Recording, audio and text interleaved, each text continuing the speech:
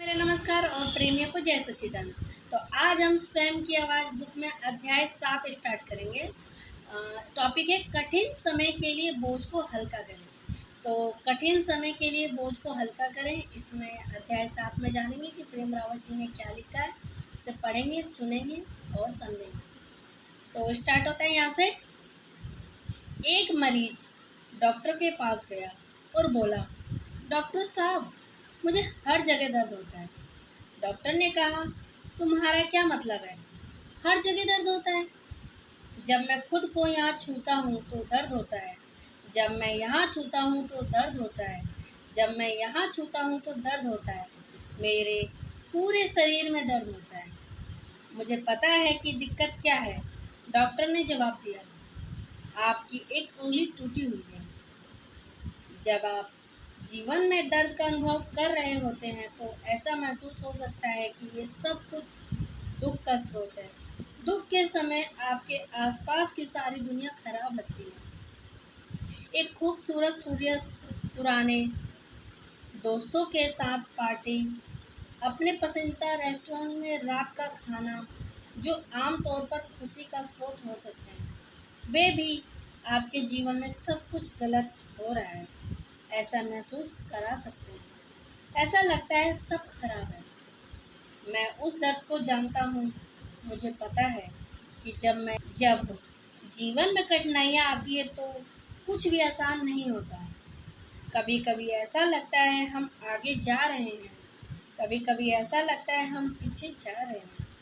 कुछ दिन आसान होते हैं और कुछ दिन कठिन, कुछ दिन और भी कठिन होते हैं। लेकिन जैसे कि पुरानी कहावत है, दर्द तो होंगे लेकिन दुख हो भी सकता है और नहीं भी हो सकता है। आगे, मैं समझता हूँ कि खराब समय में कुछ ऐसा होना चाहिए जो उस कठिन वक्त में मददगार हो। जीवन में हर तरह के कठिन समय हम पर आ सकते हैं। ऐसे समय में हम हर समस्या को हमेशा हल कर पाना आसान नहीं होता है। लेकिन गहराई से देखें तो हमें लगता है कि हम उनके बारे में कुछ कर सकते हैं। हम अपनी परिस्थिति को बदल सकते हैं। हालांकि बुरे वक्त में हम महसूस कर सकते हैं कि चीज़ें निराशजनक है और हम ऐसे में या तो कुछ नहीं कर सकते या बहुत कुछ कर सकते हैं।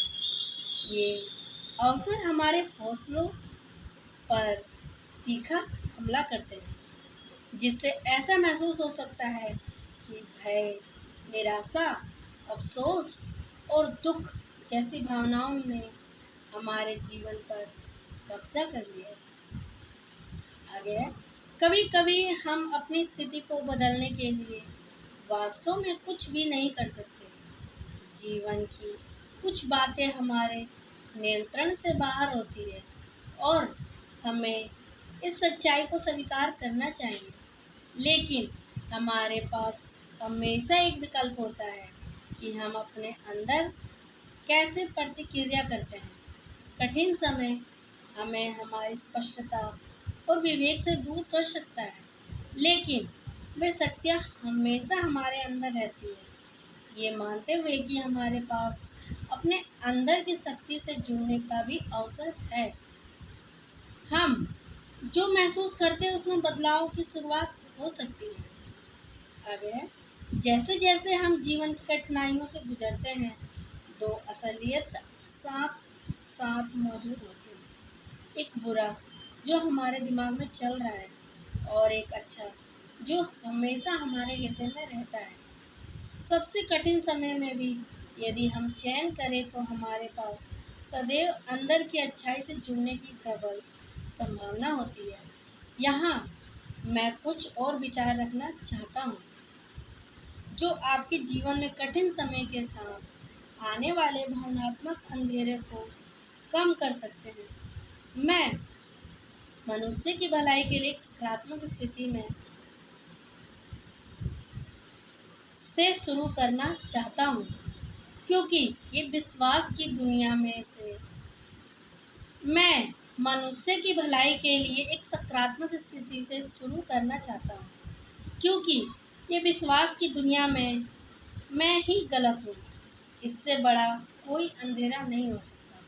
तो ये समझने की बात है। अगर आप प्रेम रावत जी को सुनना और समझना चाहते हैं तो मैं उनका लिंक डिस्क्रिप्शन में डाल दूँ, आप उन्हें सुनिए, समझिए और उन्हें फॉलो कीजिए। बस इतना ही। धन्यवाद।